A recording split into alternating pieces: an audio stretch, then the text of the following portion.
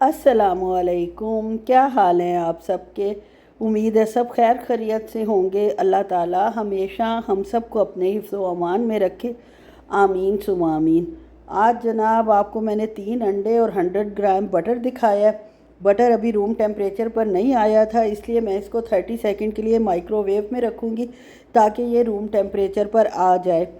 और जनाब जो मैंने केक रस बनाए थे वो ख़त्म हो चुके हैं। मैंने पिछली वीडियो में आपको बनाया था और नए केक रस बनाने का हुक्म सादर हो चुका था कि अब और बनाओ। और थोड़े से पहले मैंने आपको कहा था थोड़े से ढीले हो गए थे, डब्बे में रखने की वजह से मैंने शायद गरम रख दिए थे अफरा तफरी में। तो अब मेरे हस्बैंड साहब ने कहा कि इस बात का ध्यान रखना। और आपको पता है कि परफेक्ट कुक बनाने में हस्बैंड्स का बड़ा हाथ होता है। जिनके हस्बैंड को खाने पीने का शौक़ होता है और जो माशाल्लाह अच्छा खाना पसंद करते हैं और किसी और का वो पसंद नहीं करते, बहुत कम लोगों का पसंद करते हैं, तो उनकी बीवियां जो हैं वो ख़ुद ब खुद ही अच्छी कुक बन जाती हैं। खैर जनाब जो मेरे से यही बस एक मैंने जो मिस्टेक हुई थी कि वो थोड़े ढीले हो गए थे, इसी को कवर करने के लिए कि दोबारा मुझे इस तरह की बात ना सुननी पड़े, मैंने दिल लगा के दोबारा एक दफ़ा फिर बना रही हूँ केक रस। वही प्रोसीजर सेम है जो मैंने पिछला किया था, लेकिन क्योंकि अब इसको थोड़ा सा चेंज इस लिहाज से किया कि मैंने सिर्फ इसका बेकिंग टाइम बढ़ा दिया था जिसमें इनको ड्राई करना था। सबसे पहले अंडे और स्टीवियाना और मक्खन को ब्लेंड कर लिया था अच्छी तरह। जब वो फ्लफ़ी हो गए तो तीनों अंडे इस दफ़ा मैंने एक साथ ही डाल दिए बजाय एक एक करके डालने के। वो उससे ये फ़ायदा हुआ है कि इसको हाथ से मिक्स कर लिया और मैंने जनाब इसमें मैदा नहीं डाला साथ एक अंडे के बाद। हालांकि जब मैंने केक बनाना सीखा था तो हमारे उस्ताद साहब ने यही बताया था कि आपने जो है टीचर थी, सॉरी उस्ताद ही हुई ना, कि एक अंडा डालेंगे तो इसके बाद आपने 1 टेबल स्पून जो है वो मैदा डालना है उसी मेजरमेंट में जो आपने की हुई होती है।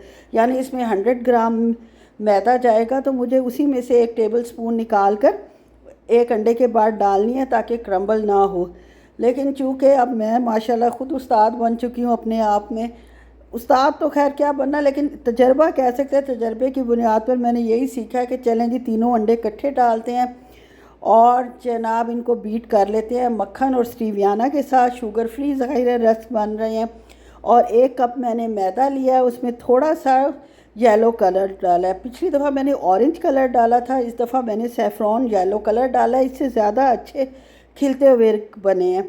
और 1 टीस्पून बेकिंग पाउडर और चुटकी 1 नमक, 1/4 टीस्पून नमक डाला है। लेकिन छानना इसको बहुत ज़रूरी होता है। छानने से एक तो ये हल्का हो जाता है, मैदा फ्लफ़ी हो जाता है, और दूसरा यह है कि इसमें एयर शेयर जो थोड़ा बहुत मोटा मोटा सा कुछ होता है वो भी निकल जाता है।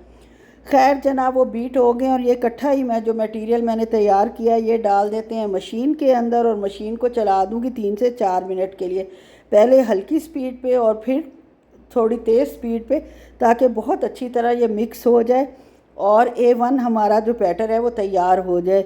बेकिंग में जितना मैस होता है ना आप सोच नहीं सकते। ये तो मैंने बड़ा कंट्रोल्ड मैस रखा हुआ है, साथ साथ सफाई कर रही हूँ, लेकिन ये मैदा भी उड़ता है और भी बाकी फेंटते करते हुए काफ़ी चीज़ें इधर उधर फैलती हैं। तो मेंटली प्रिपेयर होकर ये काम करना चाहिए कि कुछ ना कुछ आपसे होना ही है। खैर जनाब ये देख लें माशाल्लाह मेरा बैटर जो है बहुत अच्छा तैयार हो चुका है। चीनी से ज़रा ज़्यादा फूलता है, इसलिए ज़्यादातर चीज़ें जो हैं वो चीनी में बनती हैं बेकिंग की। लेकिन क्योंकि मुझे तो शुगर फ्री बनाना है और इसी में नाम पैदा करना है शुगर फ्री बना बना के, कि शुगर के मरीज़ जो है वो मेरे शुक्रिया अदा करें कि भाई हमारी बहन ने हमारे लिए भी कोई रेसिपी बनाई है और हम लोग भी हर चीज़ इंजॉय कर सकते हैं। ये मेरे हस्बैंड साहब की वजह से सारा जनाब जहन में तरीके आते हैं और सब कुछ आता है, क्योंकि वो शुगर वाली चीज़ तो बिल्कुल खा नहीं सकते और ना खानी चाहिए उन्हें, और लेकिन शौकीन है बेशक एक आध चीज़ लें, चाय के साथ भी उन्हें कोई चीज़ चाहिए होती है।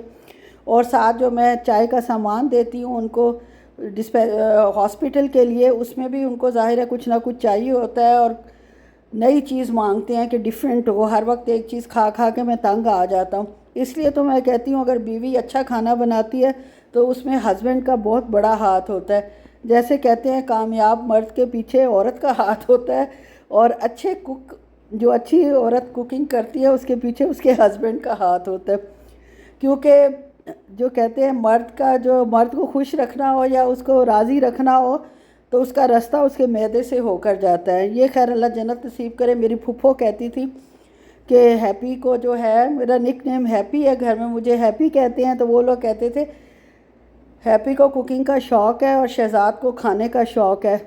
तो अल्लाह इनकी जोड़ी सलामत रखे, आमीन सुम आमीन। तो ये बहुत अच्छा इनका निभ जाएगी, ये बना बना के खिलाती रहेगी और वो खा खा के खुश होता रहेगा। खैर जनाब, ये तो एक माजी की याद थी। सारे रिश्ते वक्त के साथ साथ जो है बस टाइम गुज़रता है, आधे से ज़्यादा रिश्तेदार जो हैं वो चले गए हैं। मेरे अपने अम्मी अब्बू, मेरी सास, अल्लाह ससुर को सलामत रखे, लंबी ज़िंदगी दे। और जनाब फुफ्फो वग़ैरह सब माशाल्लाह, 4 फुफ्फो 5 फुफ्फो थी, जिनमें से मेरी एक फुफ्फो हयात हैं और उनके लिए हम दुआ गो हैं, अल्लाह ताला उन्हें सेहत तंदुरुस्ती के साथ लंबी ज़िंदगी दे।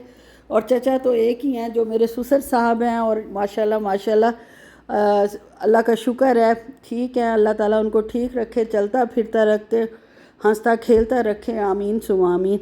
और ये जनाब इसको बेक करते हैं और बेक करने के बेक हो गया है वही 180 डिग्री पर 35 मिनट्स के लिए मैंने इसको बेक किया था। बेक करने के बाद इसको निकाला नहीं है और ना निकालना चाहिए।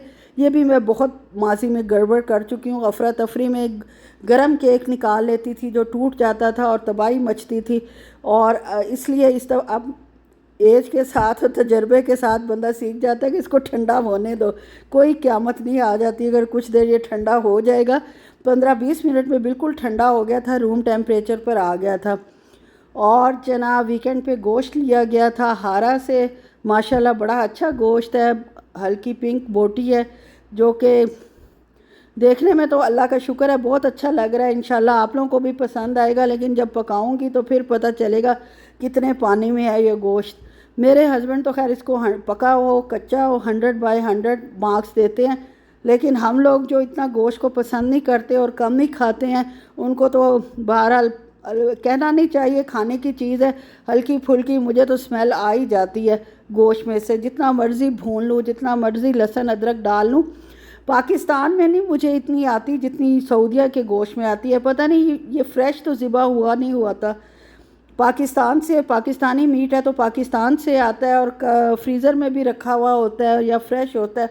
असल हकीकत तो गैब का इल्म तो अल्लाह ताला को है, जो हमारी अपनी नॉलेज में मुझे लगता है कि ये ज़ाहिर है फ्रीज़ होके ही आता होगा एक ख़ास टेम्परेचर पर। फिर यहाँ जो है हम लोग इसको ख़रीदते हैं तो कुछ ना कुछ तो ये लगाते ही होंगे जो इतने दिन ये जो है गोश्त जो है वो फ्रेश रहता है।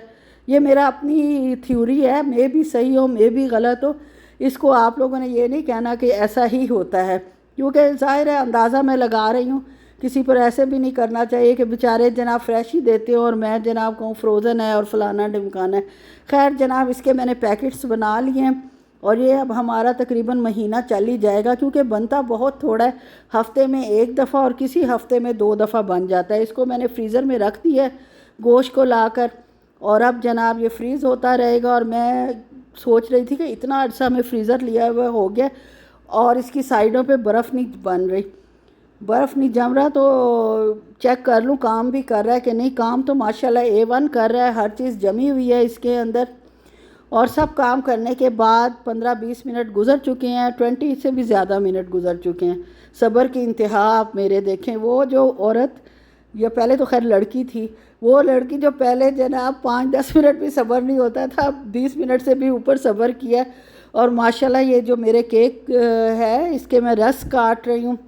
कलर मुझे इसका ज़्यादा अच्छा लग रहा है पिछले रस से। आप लोगों को कैसा लग रहा है? ये अच्छा लग रहा था कि पिछला अच्छा लग रहा था? और अब इसको जनाब ये जो सेकंड प्रोसेस है ना, ये टाइम टेकिंग है और इसमें आपने बहुत कम टेम्परेचर पे, यानी पहले तो मैंने इसको टेम्परेचर ज़्यादा करके तो 15-20 मिनट रखा था, लेकिन अब मैं इसको 100 या 105 पर 1 घंटे के लिए रखूँगी।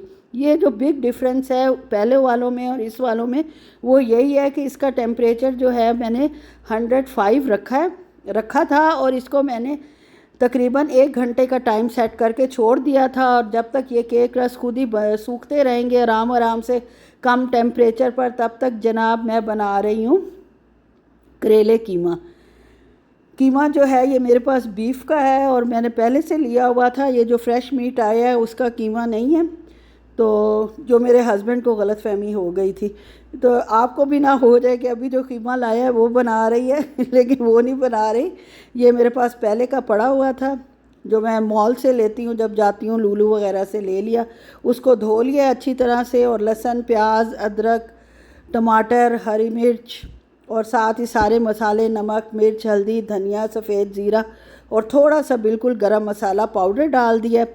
और जनाब धनिया मेरे इस बॉक्स में ख़त्म है। 2-3 दफ़ा मैंने इसको खोला है नमक मिर्च के लिए और धनिया मुझे ख़त्म नज़र आया है, लेकिन सुस्ती की वजह से मैं इसमें डाल नहीं सकी। इस वक्त मेरे ख़्याल में जहन मेरा एक्टिव है क्योंकि रस जो अच्छे बन गए थे कलर उनको मुझे पसंद आ गया था, तो इसलिए मैंने जनाब फटाफट इसको भी भर लिया। और जो दूसरे मसाला भी एक ख़त्म था वो भी जनाब मैंने भर लूँगी। और जनाब इसमें पानी डालूँगी कीमे में, और कीमे को हिलाना इसलिए ज़रूरी है पानी डाल के कि लम्स नहीं बनते, वरना आपको पता है एक बड़ा सा जो छोटे छोटे लम्ब बन जाते हैं और उनको तोड़ना जो है भूनते हुए बहुत मुश्किल लगता है। और दूसरी तरफ करेलों को मैं नमक लगा के रखा था, पानी से अच्छी तरह धो लिया, निचोड़ लिया और इनको फ्राई कर लिया। कड़क नहीं किया, सिर्फ अभी भी जूसी हैं ये। थोड़ा सा करेलों का जायका कीमे में आना चाहिए तभी मज़ा आता है, वरना तो खाली कीमे का कोई मज़ा नहीं होता फोके फोके से। वैसे भी यहाँ के ये जो करेले हैं ये तो इतने कड़वे होते ही नहीं हैं, मुझे तो नहीं लगते बिल्कुल भी। कीमा का पानी खुश्क हो चुका है, ऑयल डालते हैं और 10 मिनट कमर बांध कर इसकी जनाब भुनाई करते हैं। भुनाई करने के बाद मैंने इसमें करेले ऐड कर दिए थे और साथ ही हरा धनिया ऊपर से डाल दिया, और ये हमारा करेले कीमा बनकर तैयार है। रस मैं ले आई हूँ, ये भी देख लें माशाल्लाह कितने शानदार और उसी तरह ड्राई बने। अब इंशाल्लाह डब्बे में भी डालूँगी तो नरम नहीं होंगे। ओके जी, अल्लाह हाफिज़।